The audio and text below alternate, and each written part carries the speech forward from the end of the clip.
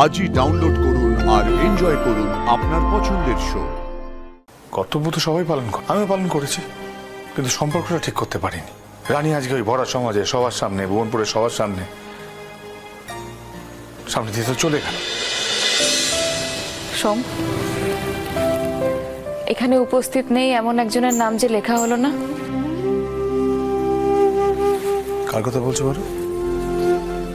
রানী, রানীর নাম লিখবে না সোম?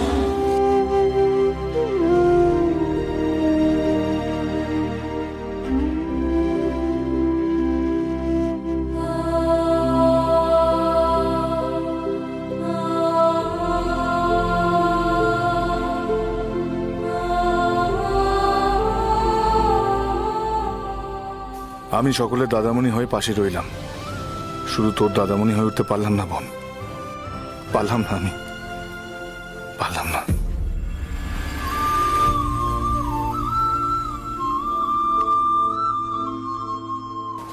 কি হয়েছে সোম, কিছু বলবে? কিছু হয়েছে? না, কিছু হয়নি। মন খারাপ? আমায় বলবে না? রানীর জন্য মন খারাপ? সময়ের ওপর সবকিছু ছেড়ে দাও সোম, দেখো এক সময় সবটা ঠিক হয়ে যাবে। আর যাই হোক, সম্পর্কগুলো তো ঠিক করতে পারবো না। কোনো সম্পর্কে ঠিক করে রাখতে পারিনি, আমি পালন করতে পারিনি, না বোনের সাথে, না মায়ের সাথে, না স্ত্রীর সাথে। না সোম, আমি তোমার যোগ্য স্ত্রী হয়ে উঠতে পারিনি, কিন্তু তুমি তুমি তো স্বামী হিসেবে কোনো দিন তোমার কোনো কর্তব্যে অবহেলা করনি। কর্তব্য কর্তব্য তো সবাই পালন করে, আমিও পালন করেছি, কিন্তু সম্পর্কটা ঠিক করতে পারিনি। নাহলে দেখো না, রানী আজকে ওই ভরা সমাজে সবার সামনে, ভুবনপুরের সবার সামনে দিয়ে তো চলে গেল। ও তো একবারও বলতে পারলো না যে আমি থাকবো। দাদামণির কথা একবারও ভাবতে পেরেছ? এ বাবা, তরকারিটা কোথায় পুড়ে গেল?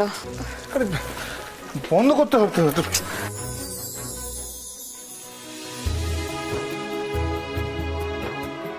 কর্তব্যের ভিতরের ওপরই যে সম্পর্ক দাঁড়িয়ে থাকে সোম।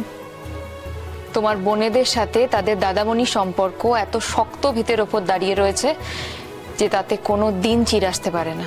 আর স্ত্রীর সাথে কর্তব্য দিয়ে তুমি যে তাকেও জিতে নিয়েছো সোম, তার হাতের ওপর হাত রেখে প্রতিটা কাজে তার কাঁধে কাঁধ মিলিয়ে তুমি যে তাকে জয় করে নিয়েছো, একে সম্পর্ক ছাড়া আর কি বলবে বলো?